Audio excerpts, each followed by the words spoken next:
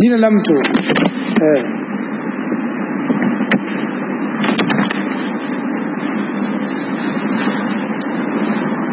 Sasa tunaendelea, bado tukiendelea na nguzo hiyo, tunasoma mabahathi ya 10 tulikuwa tumemalizia ile inasema muujizati al-anbiya, miujiza ya mitume.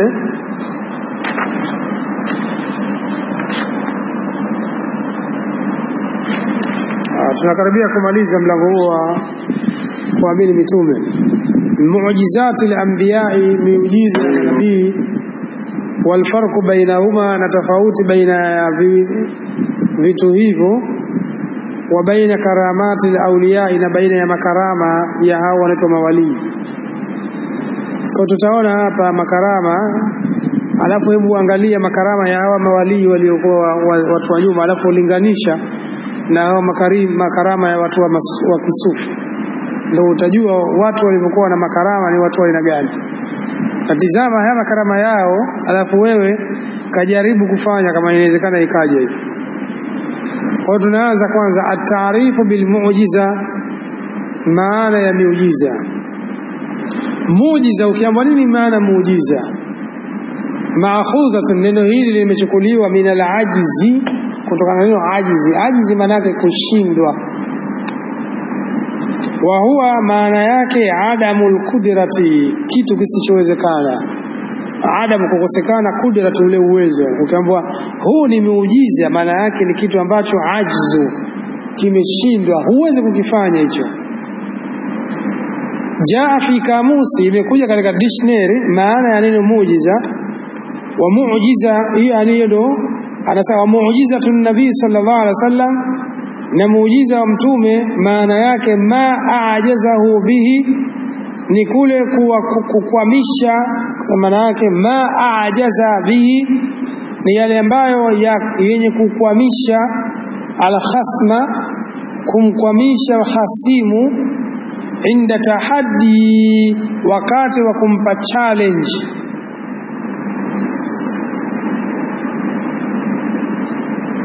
Sawa, inda tahaddi manake ndo tumekelea atahaddaka, nakupa challenge wewe, hebu kama unaweza fanya hivi. Kwa hivyo walha, una hiyo he muujizatu. Sasa muujizatu hiyo he lilmubalagha, anasema hiyo inatumika kwa kuonesha mubalagha. Mubalagha kitu manake kwa sana. Kiswahili anasema kutia chumvi, lakini kutia chumvi kwa Kiswahili kitu ambacho kama unasema mpaka unasema uongo. Kiarabu haina maana hiyo. Mubalagha ni kitu ambacho mtu anasifika nayo sifa saa zote, ndio mubalagha.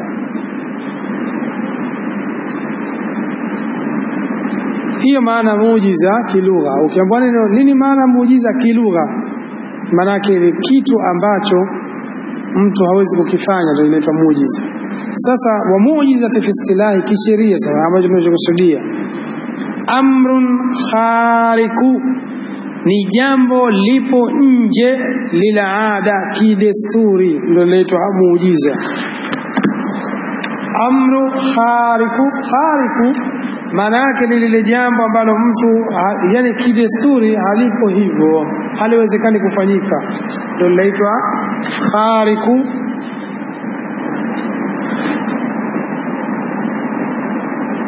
Yajiri, ambalo linapita ala aidi anbiya, katika mikono ya mitume, lidilalati, ili kujulisha ala sidikihim, juu ya ule ukweli wao. Hiyo ndio inaitwa muujiza.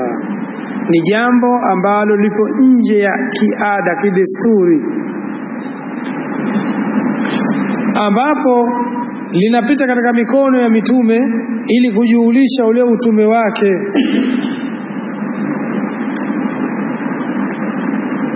Ala sidikihim, kwa ajili ya kumsadikisha wao, ma salamati muaradhati, pamoja na kusalimika na upinzani.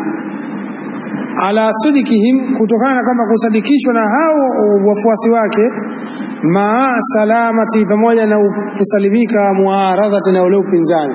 Kwa hiyo unaposema muujiza anapeleka kitu ili wafuasi wake wale waweze kushindwa, wasiweze tena, yani wawe wameshindwa na waweze kujisalimisha kutokana na kile ule upinzani wao wanaouleta. Hii ndio inaitwa muujiza, kitu ambacho kipo nje ya ada, sio uchawi. Atatafsiria mbele kwa taonesha. Fakauluna, sasa anafafanua hii definition. Hii kauli yetu tuliposema khariqu lil ada, jambo lipo nje kidesturi, akharaja, hapa panatoka ma laisa bi khariki, kila ambacho kisichokuwa khariki kipo nje ya ada. Khariki lil ada, mithla, mfano, ma yasiru min al-anbiya'i, kule kutoka kitu kwa manabii, min al-af'ali, kwa mfano vitendo, wal ahwali tabi'iyya, na zile hali za kitabia. Fahiya laysat bi mu'jizati, hiyo haitoitwa miujiza. Lazima liwe jambo ambalo kidesturi mtu mwingine yote hawezi kufanya, hilo ndio linaitwa muujiza.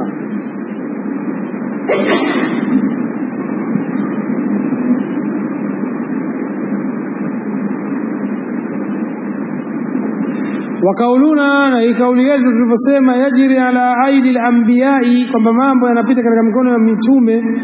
Hapa akharaja umura, panatoka mambo yote al-kharika, yale yanayokuwa nje kidesturi, allati, ambayo tajiri ala aidi awliya'i, yanapita katika mikono ya mawalii. Fahiya laysat bi mu'jizati, yale mambo yanayotokea kwa mawalii hayo hayatoitwa miujiza, ambayo mbele anatokea huko. Wa inma hiya karamatu, haya yanaitwa makarama. Watu walivyokuwa na makarama, wamekunywa sumu na wala hawakufa. Utaweza wewe kunywa sumu?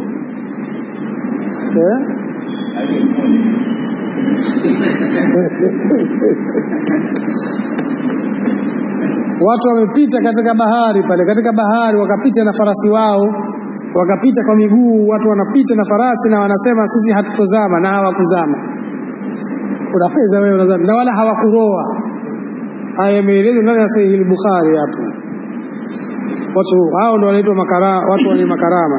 Sio hatukuoni unakuja kutuambia ushafika Maka, alafu wewe wasema eti wewe una makarama. Hayo si makarama, uchawi. Lakini uonekana sasa hivi. Sasa mwingine mchawi mwingine anaambiwa haya fanya, wewe si mchawi wewe, waweza uchawi kufanya hivyo? Tupite hapo, tufanye sisi, tupite kwenye bahari, tusizame hapo, wala maji yasituguse. Hakuna anayeweza ile. Hayo ndio inaitwa makarama. Haya ataeleza mbele inshallah. Wayukhriju, anaendelea,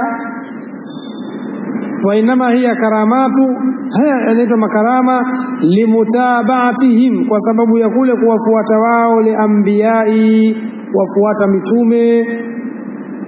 Wayukhriju, na tukisema muujiza pia panatoka hapa mimbabi aula, panatoka pia katika mlango uliokuwa aula zaidi, ma yaati bihi saharatu, yale anayoleta mchawi, wa kuhani, na wale makuhani, min sha'badhati, katika ule uganga. Sha'badhati maana pia kiini macho. Fahadhihi la tasdiru, haya hayaingii, hayaji illa min shirari khalqi, hayaji kwa wale watu waovu tu.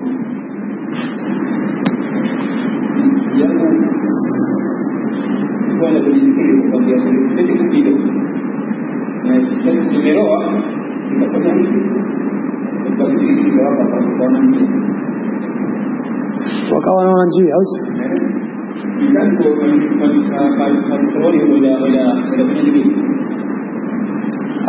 sababu tunaona hao watu ambao wanasifika na makarama, tutaona je yeye anaingia huyo? Ngoja tukifika katika kipengele kinachozungumzia makarama za mawali, je yeye ataingia haingii? Wakauluna, na hii kauli yetu tuliposema lidilalati ala sidikihim, ili kujulisha ule ukweli wao, ma salamati, pamoja na kusalimika, muaradhati, na ule upinzani. Hapa anafasiri hiyo definition. Akhraja, hapa panatoka ma, yale ambayo yadaihi, yale ambayo wanayojidai almutanabbiuna, wale wanaojidai wa mitume, mutanabbiuna, wale wanaojifanya watume, akadhabuna, waongo, min al-umuri al-kharika, katika mambo yasiyokuwa ya kawaida. Wakadhalika as-sahratu, na vile vile wachawi, fa inna la taslamu, yeye hasalimiki, min al-muaradhati, yeye hawezi kusalimika na upinzani, bali yuaridhuha amthaluhum, bali anaweza kampinga mfano kama yeye, min as-sahrati, katika wachawi, liannaha min kabili sihri, kwa sababu huo ni katika upande wa uchawi, washabadhati, na kiilimacho. Kwa hivyo hiyo ndio tunaposema kwamba inaitwa miujiza, ni jambo ambalo linafanyika lakini kidesturi mtu wa kawaida hawezi kulifanya jambo kama hilo.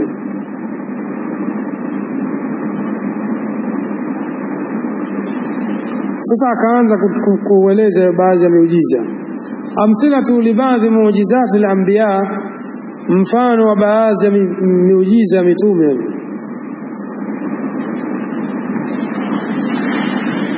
Wa muujizati al-anbiya kathira, miujiza ya mitume ni mingi. Famin muujizati Salih alayhi salatu wassalam, basi miongoni, hapa anataja baadhi tu, miongoni mwa miujiza ya Nabii Saleh, anna kaumahu, kama watu wake, talabu minhu, walimtaka yeye, an yukhrija lahum, awatolee wao, min sakharatin, katika jiwe kubwa, ayyanuha, ambalo waliliainisha wao, ayyanuha lahu, waliliainisha ilo jiwe, lahu, kumwainishia yeye Nabii Saleh. Wakamwambia tutolee nakatan, kaonesha, umeliona wewe unajifanya mtume, umeliona lile jabali lile pale, mtoe ngamia tu, tunamuona sote kwa macho. Halafu sasa sio mtoe tu, halafu ikaja hivi, thumma haddadu, kisha wakadhibiti, thumma haddadu, kisha wakadhibiti, sifati naka, zile sifa za huyo ngamia. Wakamwambia tunataka huyo ngamia awe jike. Ndio akampa kama hivyo, lile jiwe pale jabali lipasuke, halafu atoke ngamia ana sifa hii na hiyo, akapewa ile. Ukituletea kama huyo sisi tutakuamini, tutajua sasa kama wewe kweli mtume. Kwa akaambia ngamia huyo atakuwa jike, halafu tumuone pale ana rangi hii, si iko hivi. Wao wakapewa sharti moja tu, sisi tutamtoa huyo ngamia, lakini sharti lake moja, yeye atakuwa anakunywa maji ya mji wenu yote siku moja, na nyinyi mtakuwa mna siku yenu. Yani leo anakunywa yeye, kesho mnakunywa nyinyi. Sasa wale wakaona hawezi kumaliza huyo bana. Umefahamu vizuri? Yani wao ndo wakampinga, yani huyo ngamia wewe umlete aweze kunywa maji yote ya Hawaii hapa siku moja? Hawezi. Hebu lete kama wewe kweli mtume. Wale wakawa wanajiamini juu ya hilo. Sasa ngamia wakatolewa. Anaendelea sasa, fadaa rabbahu, Nabii Saleh akamuomba Mola wake bidhalika, juu ya hilo. Fa amarahu Allahu tilka as-sakharata, basi Allah akaliamrisha hilo jabali, an tamfatira, lipasuke pale, likapasuka, na wao wanaliangalia. Likatoka annakati adhimatin, akatoka ule ngamia mkubwa, ala wajhi alladhi, tena katika wasfu ambao, ala wajhi alladhi, katika wasfu ambao, talabu, wao wamemtaka vile vile. Kisa hichi kimeelezwa katika tafsiri Ibn Kathir kwa urefu. Ukienda katika surati al-A'raf ya nambari 74 73, ndio ameeleza mtume alikuwa anafafanua namna gani walivyomtaka, na hayo Allah akathibitisha. Yakulu Allah ta'ala fi dhalika, Allah akasema, wa ila thamud akhahum salihah, na hakika watu wa Thamudi tuliwapelekea wao ndugu yao anaitwa Saleh. kala basi alisema ya qaumi abudullah, enyi watu wangu muabudieni Allah, ma lakum min ilahin ghairu, hamna nyinyi muabudiwa mwingine si kwa yeye. Kad jaatukum bayyinatun min rabbikum, tayari pameshakujieni dalili kutoka kwa Mola wenu. Hadhihi naka, akaambia huyu hapa ngamia, hadhihi nakatullahi, huyu hapa huyo ngamia wa Allah, lakum aya, kwenu nyinyi ndio dalili mlioitaka. Fadharuha, basi muacheni, taakulu fi ardhillah, aweze kula katika ardhi ya Allah. Wala tamassuha, wala msije mkamgusa, wala tamassuha bisu'in, wala msije mkamgusa kwa ubaya wa aina yote. Fayakhudhukum adhabun alim, itakuja kukupateni adhabu yenye kuumiza. Kawaida ya Allah atakapokuwa anatakwa muujiza, ule muujiza akiuleta wakiupinga tu wale wanaotaka, basi kanuni inaokuja ni kuangamizwa, hawaachiliwi hivi hivi wote. Swali sasa, Nabii Muhammad yeye alitakiwa alete muujiza wa kupasua mwezi. Nadhani tutaona katika tafsiri kule, na hapa pia nadhani anaeleza. Sasa ule mwezi ukapasuka na wale wakauona. Sasa wanasema hakutakiwa yeye alete mwezi, bali wao walimwambia tu lete muujiza. Naam, katika kitabu chetu cha Nizi cha Sira anaelezea hayo. Bali yeye alichagua kuwachagulia muujiza huo. Lau kama wao wangeainisha muujiza wote alafu wakaletewa, wakiupinga tu, basi kanuni ya Allah ni kuangamizwa, wangeangamizwa wote. Sijui unafahamu hapo. Lakini ikiwa yeye Allah kaleta yeye kama yeye alafu watu wakaukanusha, hawawezi kuangamizwa. Kwa hivyo hapa hawa waliomba wao, tunaomba muujiza kadha kadha kadha, wakapewa vile vile wanavyotaka, ili Nabii Saleh athibitikiwe kwamba kweli mshaamini mimi ni mtume. Wao wakasema hapana, mchawi mkubwa huyo. Sasa wakaambiwa hawa wachawi, je, wanaweza kufanya kama hivi? Wakaambiwa sasa mleteni huyo mchawi afanye kama hivi. Akashindwa, ndo aya zikaja nyingi, wakashauriana. Mwisho wa Allah anasema vipi? Idhimbatha ashkaha, kumbuka pale aliposimama yule muovu wao zaidi katika jamii, si wanakuwepo wao, yule muovu kabisa, tutamchinja. Akatafutwa mtu mmoja, tulimsoma jina lake, mtume kamtaja huyo mtu katika kitabu Riyadhis Salihin kule, akamtaja jina lake, fulani bin fulani, huyo ndo muovu zaidi katika zama za Nabii Saleh. Yeye ndo akasimama akaenda akamchinja yule ngamia. Basi Allah akamwambia fakala tamatau fi darikum 3 ayyam, tulieni stareheni kwa muda wa siku 3 tu. Dhalika wa'dun ghairu makdhub, hiyo ni ahadi haito kwenda kinyume kabisa. Kwa hiyo ilipofika na wakaangamizwa kama ilivyokuja katika surati Hudi. Kwa huo ni mmoja mfano wa muujiza ambao aliopewa Nabii Saleh, lakini watu wake wakaukataa, wakaukanusha na wakasema mchawi. Lakini walipotakiwa wale wachawi wafanye, wao walishindwa, hawakuweza kufanya kitu kama hicho. Inshallah tukija katika tafsiri ya Qur'an, tukifika aya hiyo tutafafanua kisa chake na kuwataja hao watu wenyewe waliotajwa. Allah kule kataja tu idhimbatha ashkaha, kumbuka pale aliposimama yule mwovu wao. Fakala lahum rasulullahi nakatallahi wasukiyaha, akawaambia Nabii Saleh, jamani, hala huyu ngamia wa Allah, lakini wale wakamchinja tu. Kwa kilichotokea fadamdama alaihim rabbuhum, Allah akawaangamiza. Tena yeye ala hakujali nini kitatokea baadaye. Huyo wa mwanzo. Wa min muujizati Ibrahima, anasema na miongoni mwa miujiza Nabii Ibrahim alayhi salatu wassalam, jaala Allahu an-nara, kwamba Allah alijalia moto, allati ash'alaha, ambao waliuwasha kaumu watu wake, litaadhibihi, ili wamuadhibu yeye, wa ihlakihi, na wamuangamize. Waliwasha moto mkubwa, thumma alqawhu, kisha wakamtupa fiha, katika huo moto. Basi Allah akajalia ndio hiyo jala ay bardan wa salama. Ino jala Allahu nara bardan wa salama, kwa sababu neno jala ni kitendo ambacho kinafanya mafulu mbihi wawili. Kala taala, na hayo Allah ameyathibitisha katika sura Al-Anbiya aliposema kalu, walisema wale watu baada ya Nabii Ibrahimu kuyavunja yale masanamu.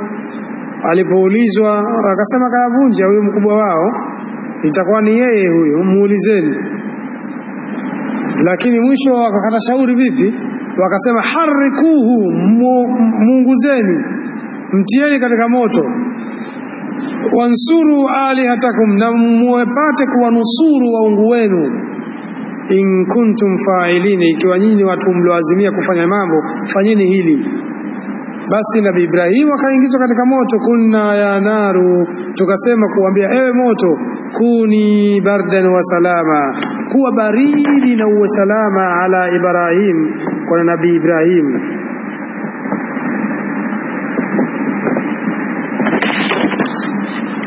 Nabii Ibrahim alitiwa katika moto. Pia yupo sahaba, yani mmoja katika hao mawali, tutaona mbele, anaitwa Abu Muslim Khawlai, na hivyo aliingizwa katika moto. Waliwasha makafiri.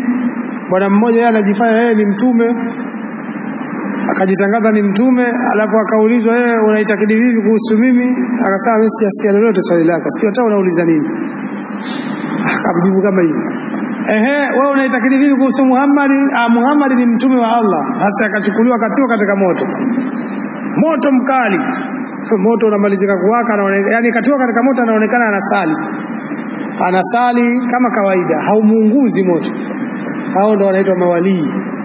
Lakini kwanza mpaka upate hao mawalii wanaosuliwa ni wepi, alafu tuangalie bibi yake Abu Zainab anaingia hapa, sawa kwa maana yeye yumo katika mawalii. Anaendelea basi, Allah akaendelea, wa aradu bihi, wakakusudia wao kaidan, wakamkusudia vitimbwi, kumfanyia vitimbwi.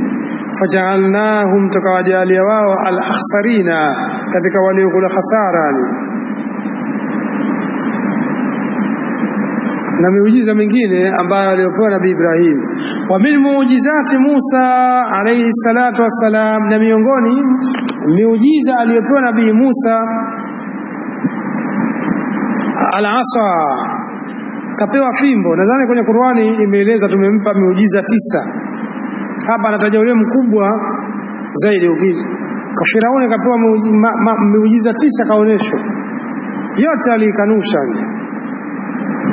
Basi miongoni mwa haya ni al-asa, fimbo, allati, ambayo kanat, ilikuwa hiyo fimbo, tatahawalu, inabadilika, ila hayati azimatin, inabadilika nyoka mkubwa, idha alkaha ila al-ardhi, pale anapoiweka katika ardhi. Akiiweka basi kuwa joka kubwa kabisa. Na ndio maana wale wachawi walipokwenda katika, ukisoma kisa chake, walipokwenda kufanya yale mashindano, walipochukuliwa kama kesho ndo wanafanya yale mashindano, wale wachawi wakaenda kwa Nabii Musa bila yeye Nabii Musa kujua. Wakamwendea kama hivi usiku, wakaitafute ile fimbo yake. Yeye sana tumia fimbo ile. Sasa walipokwenda, wao ni wachawi, wanajua alipoiweka lilikuwa liko joka la kweli kweli. Sasa na wao wanajua kama sisi ni wachawi, wakaona mbona yuko nyoka hapa na si nyoka wa kichawi, kwa sababu kama yeye ni nyoka wa kichawi, mchawi sana anajua. Uchawi anachomfanyia yeye anajua tu kwamba hau ni uchawi. Basi walipokwenda wale, wakaona kama wakaona nyoka wa kweli kweli. Kila wakitaka kuichukua ile fimbo wanashindwa kuichukua. Ndio wakapanga wale, wakasema huyu bwana ni mtume kweli, na hii sio uchawi.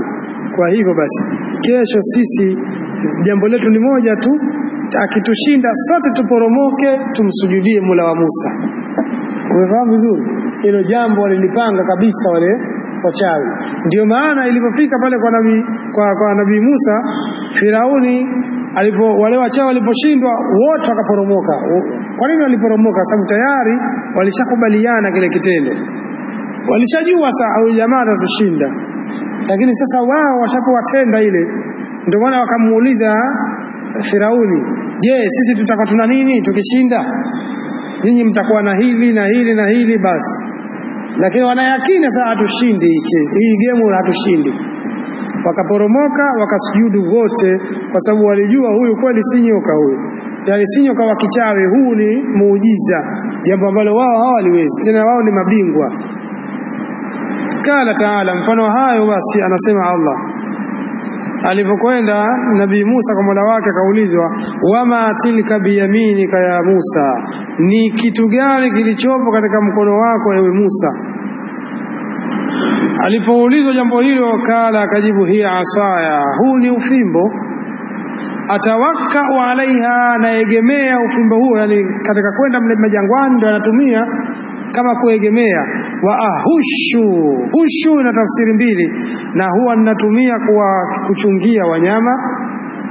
Wa hushu natumia kupukutishia majani. Yote matafsiri zake. Wa hushu maana yake natumia kupukutishia majani kwa ajili ya wanyama, au wa hushu kwa ajili ya kuchungia wanyama. Akasema wa ahushu biha ala ghanami, natumia fimbo hii kwa ajili ya kupukutishia majani kwa ajili ya wanyama wangu, au kwa ajili ya kuchungia wanyama wangu. Walia fiha, walia na ina hii fiha, yani ina fimbo hii pia maaribu ukhra, matumizi mengine. Basi alipojibu swali hilo, si kama Allah hajui, anajua vizuri, akamwambia basi kama ni hivyo fa alkiha. Kala akamwambia alkiha ya Musa, hebu itupe basi hiyo fimbo yako. Fa alkaha, akaitupa. Fa idha hiya tahamaki hayatun tas'a, joka likawa kubwa tena lenye kwenda mbio. Nabii Musa hakuweza kuvumilia, akakimbia pale pale, akakimbia mbio. Sasa anaambia unakimbia unakwenda wapi? Unaweza ukasema wewe usingekimbia au sio? Sasa yeye ni mtume lakini kakimbia. Basi alipokuwa nyoka mkubwa, kala Mola wake akamwambia khudha, hebu ichukue tena sasa. Wala takhafu, wala usiogope. Sanuiduha, tutairejesha sirataha, lile umbile lake alula la mwanzo. Surati Taha. Na bila shaka Nabii Musa ndio ambaye kisa chake kimeelezwa kwa urefu katika Qur'ani. Karibuni kila sura utakayopita basi utakutana na Nabii Musa. Kila sura Musa na Firauni, kila sura manake. Ni sura chache sana zile kubwa kubwa ambazo hazikueleza kisa chake. Lakini ukianza Al-Baqara utakwenda mpaka Bani Israili, utakuta kila sura yupo Musa. Basi azana, baada ya azana inshallah taendelea na baadhi ya miujiza ya mitume wengine. Naam. Huo ni mmoja ambao alipewa Nabii Musa, akaenda kwa Firauni, na mingine mingi ambayo tunaijua. Anataja baadhi yake mwingine. Wa min muujizati Musa aidha, na katika miujiza aliyopewa Nabii Musa vile vile, annahu kana, alikuwa yeye yudkhilu yadahu, alikuwa akiungiza mkono wake, fi dirhi, katika mfuko, kamisihi, wa kanzu yake. Anatia mkono wake na utia mfukoni, thumma yukhrijuha, kisha anautoa. Fa idha hiya, basi unakuwa huo mkono baydaa, mweupe. Yatatala'u, unameremeta, kal qamari, kama mwezi. Tena min ghairi su'in, fas wala hausuwenye kuzurika. Akitia basi, akitoa basi ule mkono unameremeta, una marumaru manake upe kama unavyoona mwezi vile. Sasa akaambiwa kama kuna mchawi afanye hivyo, basi wakashindwa. Mfano hayo, kala Taala, Allah amesema katika surati hiyo ya Taha. Katika hapo alipokuwa Nabii Musa akisema na Mola wake, basi baadaye akaambiwa wadhmum yadaka, shikamanisha, hebu shikamanisha mkono wako, ila janahika, katika kapa yako, takhruju baydaa, utatoka wa mkono wako utakuwa mweupe, min ghairi su'in, basi na kuzurika, ayatan ukhra, kama hiyo ni dalili nyingine tunakupa. Na nyingine kupasua bahari si jambo dogo hilo. Kakimbia Nabii Musa na watu wake, walipofika washafika baharini, hawana pa kukimbilia, wakasema wao sasa na mudarakun tutakamata. Lakini Nabii Musa akaambiwa tu piga fimbo yako kuipiga hiyo bahari. Sasa alipoipiga tamaki ikapasuka pande mbili, watu wakapita na wale maji yakawa kama majabali, na wanapita chini, ule mchanga ulikuwa mkavu kabisa, hakuna hata tone moja la maji. Baadaye wakapita Firauni na watu wake wakazama. Haya nadhani yameelezwa na mengineyo, damu, vyura, vitu gani, kila kimoja ambacho kikaelezwa hasa katika sura Al-A'raf. Wa min muujizati Isa, miongoni mwingine katika manabii waliopewa miujiza, miongoni na miujiza Nabii Isa alayhi salatu wassalam, annahu, kwamba yeye yasna'u min at-tini, alikuwa anatengeneza kutokana na tope au udongo, unasema ma yushbihu at-tuyura, yale ambayo yanafanana na ndege. Thumma yanfukhu fiha, kisha anapuliza, fatakunu tuyura, halafu anakuwa ndege hasa, biidhnillah, kwa idhni ya Allah. Anaenda anatengeneza kama unavyoona labda watu wanatengeneza vinyago, anamtengeneza kwa udongo, alafu anampuliza hivi, akipuliza tu anaruka na kuwa ndege wa kweli kweli. Na hii miujiza kama tulivyosoma kwamba kila mtume kapewa miujiza kwa kuzingatia watu wake walivyokuwa, wanazingatiwa wale watu wako katika hali gani, mazingira gani, ndio wanapewa muujiza kwa mujibu wa watu wake. Nabii Musa watu wake walikuwa wachawi ndo kweli kweli, katika zama za uchawi kweli kweli, basi yeye akapewa kitu kishinde ule uchawi. Huyu Nabii Isa wakati wake kulikuwa kwa watu ma-expert kweli kweli, madaktari wajuzi katika udaktari, sasa wakapewa vitu vimeshinda wao daktari wao. Nabii Muhammad pakaangaliwa watu wake walikuwa mabingwa katika lugha ya Kiarabu, washairi yao hatari sana, ndio akapewa kitu kimeshinda hiyo lugha. Kwa hiyo kila mmoja anazingatia Allah, hawa kwani wako vipi. Sasa yeye anakipeleka kitu kilichokuwa kinyume na ada ya kivile ambavyo wao wamezoea. Kwa mfano tu basi, kama ingelikuwa zama za sasa, sisi ndio wataalamu wa sayansi na teknolojia, tungepewa kitu zaidi ya sayansi na teknolojia. Unafahamu kama wewe unaona si wazungu wanafanya hivi, basi utakuwa kikubwa zaidi ya hivyo, alafu uambie huyo mzungu mwambie afanye. Sasa kwa hivyo Nabii Isa akawa yeye anapuliza udongo ule, anatengeneza na kuwa ndege. Wayamsahu al-akmaha, na akawa anampangusa kipofu. Wayamsahu, na anampangusa al-akmaha, yule kipofu.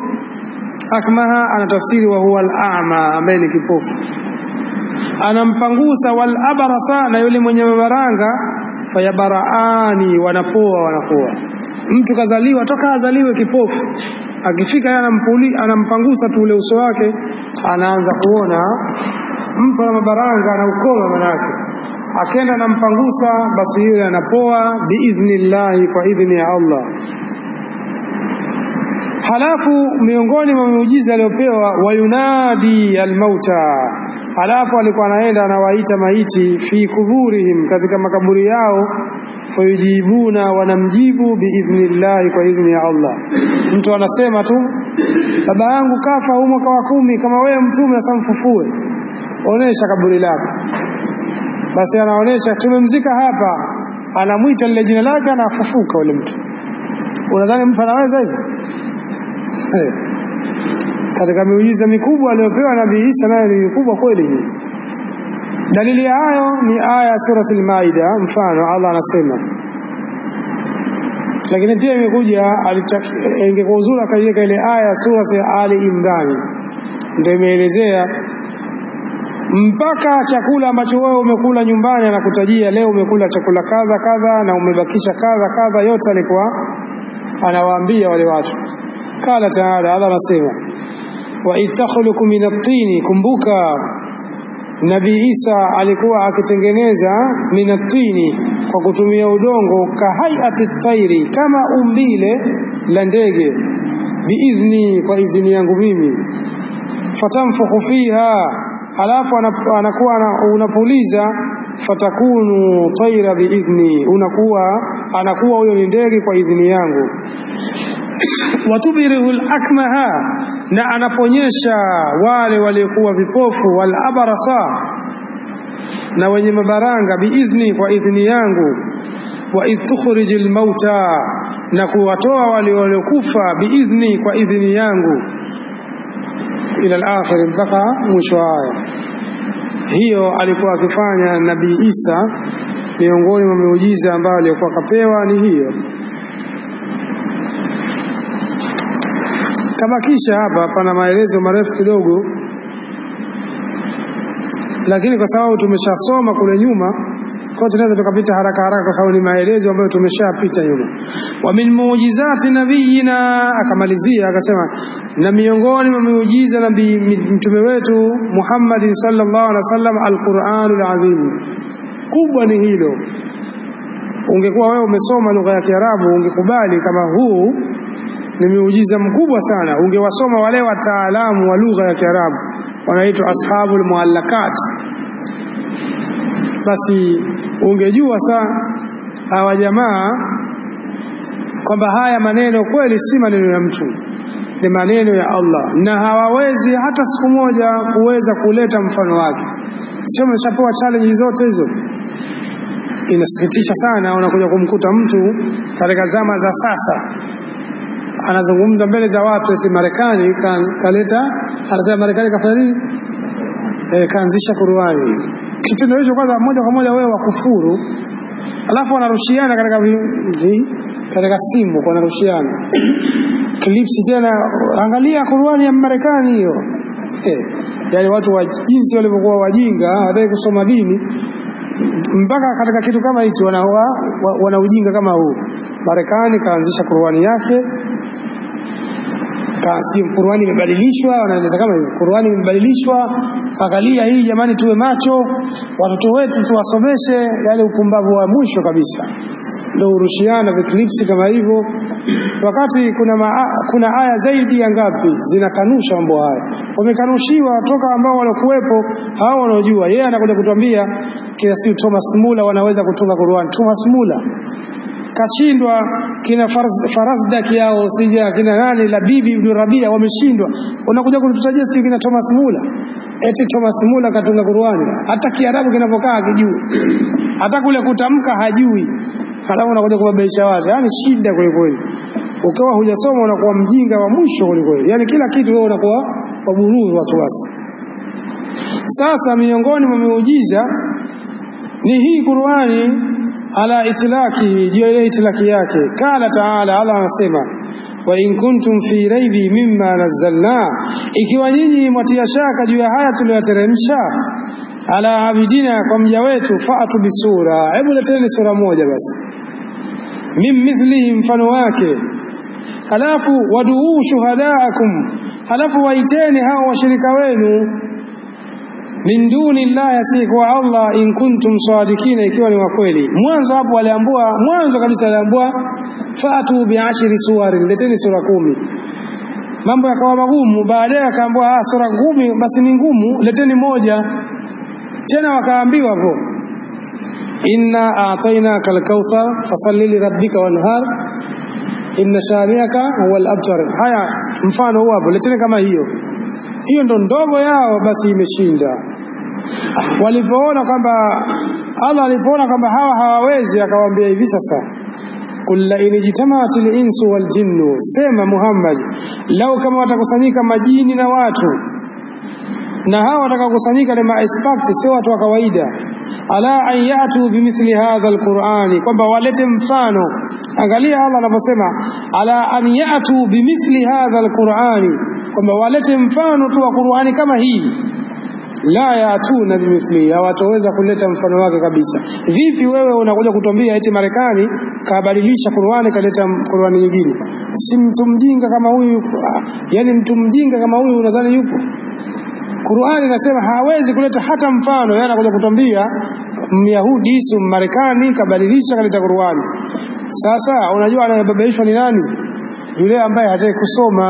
Sasa wewe kwa sababu ni mjinga, unataka kusoma, unasoma maneno ya Kiarabu ndio unadhani Qur'ani.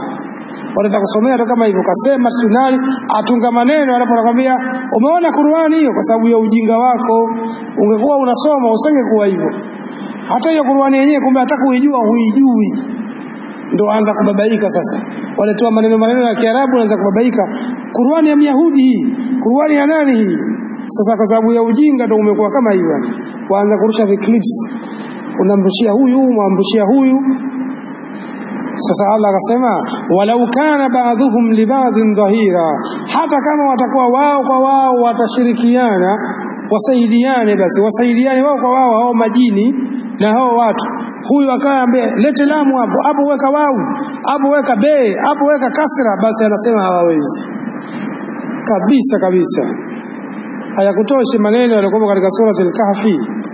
Allah anasema wala mubaddila likalimatihi, wala hakuna yoyote mwenye uwezo kubadilisha maneno yake. Hakuna yoyote mwenye uwezo wa kubadilisha maneno yake. Huyo mtu hakuna, hawezi hata siku moja. Marekani sijui akasema aya imeandikwa kul a'udhu birabbin nas, aondoshe nasi aeke nasa, huyo mtu hayupo. Sio vizuri. Kul a'udhu birabbin nasi, sivyo? Kwa hiyo imesoma kwa nasi.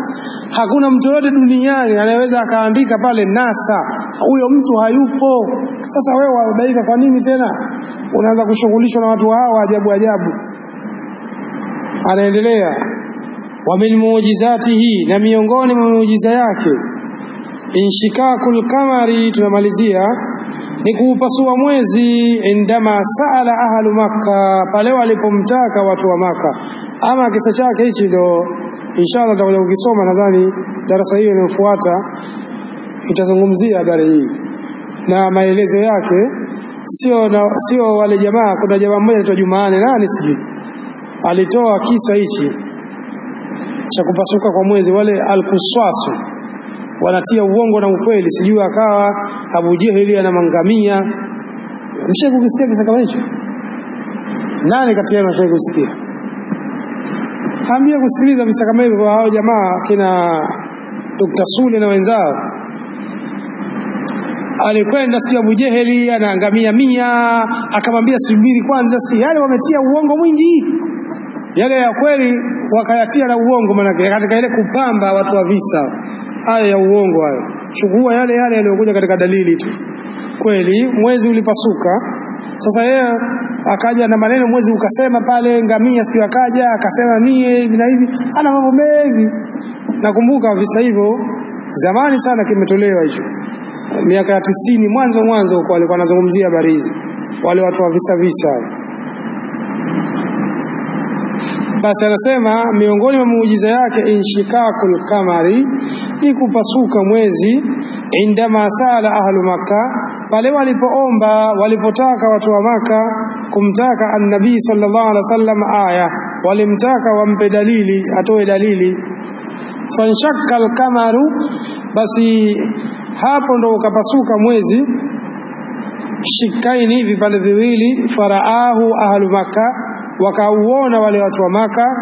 Waraahu ghairuhum, na wakaona wale watu wengine waliokuwa sio watu wa mji wa Makka. Darasa nadhani ya Jumapili akishokuta tutasoma kisa hicho. Qala ta'ala, Allah amesema ikitarabati saatu wa shakkal kamaru, kwa hakika kimekaribia kiyama na mwezi umepasuka. Wa in yarau aya, na kila wanapoona dalili, yu'ridu, basi wao wanaipinga. Wayakulu sihirun mustamiru, na wanasema ni uchawi wenye kuendelea tu. Wa min mu'jizatihi alayhi salatu wassalam, na miongoni mwa muujiza yake Isra'u wal Miraj, ambayo tumeshaisoma hiyo. Ni safari ya kwenda Isra na Miraji, ambapo wao Waarabu walikuwa wanakwenda kwa muda miezi mitatu na kurudi mitatu. Hiyo ni safari ya kwenda tu, yeye kenda kwa usiku mmoja. Qala ta'ala subhana alladhi asra bi'abdihi layla min al-masjid al-haram ila al-masjid al-aqsa. Nadhani tumepita hiyo nyuma kidogo. Wa muujizati rusuli kathiratun, anafungia maneno anasema basi miujiza ya mitume ni mingi, hususan hasa muujizati nabiyina, miujiza na mtume wetu Muhammad sallallahu alaihi wasallam. Fa inna Allah ayyadahu bikathirin, hakika yeye alimtia nguvu kwa mingi, min al-ayati wal barahin, katika aya na dalili, allati ambazo lam tajtami'u lin-nabii kablahu, hapajakusanyika kwa mtume mwingine yote kabla yake. Wama suktuhu, hapa alafu akaandika wama suktuhu, na yale niliyoyataja hapa. Wama suktuhu huna, kitabu kimeandikwa na maulama wengi, hapa pametumika neno nafsi ya umoja. Alikuwa aseme vipi? Wama suktunahu, sawa, na yale tuliyoyataja, lakini kasema wama suktuhu huna inma huwa litamthili fakat, ni katika kukuoneshia mfano tu, lakini kwa urefu inshallah utarejea katika kitabu cha sira tunachosoma. Tutakuja kuona mlango special umeandikwa miujiza ya mtume, kwa atataja hapo mmoja baada mmoja na dalili zake. Hapa umepewa kwa ufupi tu. Ukitaka kwa urefu nenda katika kitabu kinaitwa Al-Bidaya wan-Nihaya cha Ibn Kathir, kaelezea kwa urefu, kaanza toka inaumbwa dunia mpaka wakati wake yeye alipofariki, kaeleza yale matukio yote kayapanga hadi kinaitwa Al-Bidaya wan-Nihaya, toka mwanzo mpaka mwisho. Kwa hiyo kakomea hapa alipofariki yeye, na hakuna ambaye aliendeleza. Ukikipata hicho utasoma hii maelezo yaeleza kwa urefu sana huko. Taishia hapo, tufije tutaondokea taarifu bil karama. Makarama nini? Maana makarama na ni nani hao watu wa makarama, na mifano tutakuonesha hiyo makarama ya watu, ujue kama watu wana makarama. Sio makarama hayo ya watu kuruka kuelekea Maka, sio hayo, sawa. Basi inshallah tutaendelea darasa yetu sisi siku ya Ijumaa, kitabu sahihi fiqh sunna. Kitabu hichi tutarejea tena wiki ijayo. Naam, kama kuna swali kwa hayo kabla ya kuondoka.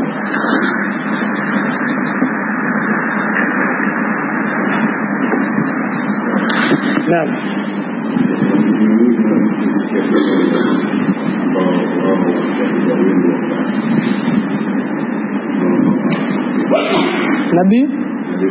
Nabii Lut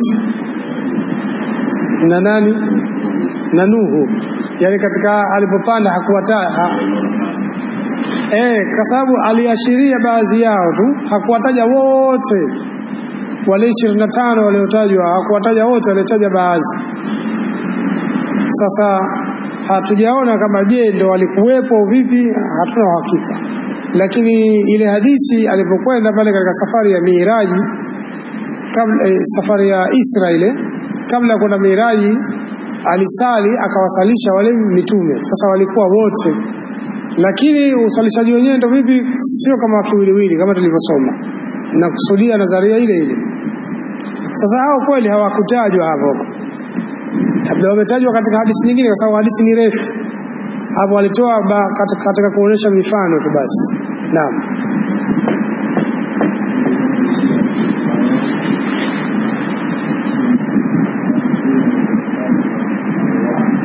Wana tume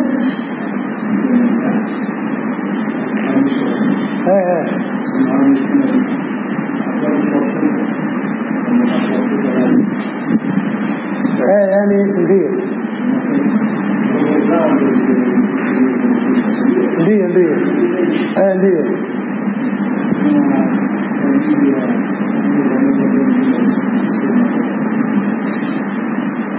ndio almuhakikuna ndio walivyoeleza, ndio masahaba wenyewe ndio walivyoeleza.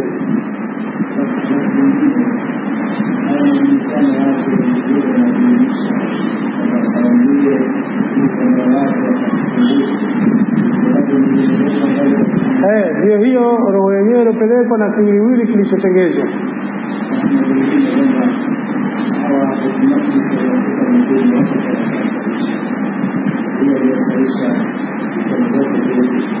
Yani vyote hivyo ulivyokusudia nukta yake ndio ya msingi mmoja tu, roho zao ambazo zimefanywa katika hali ya sura, lakini viwiliwili vyao viko kaburini, hawezi kutoka mpaka siku ya Kiyama.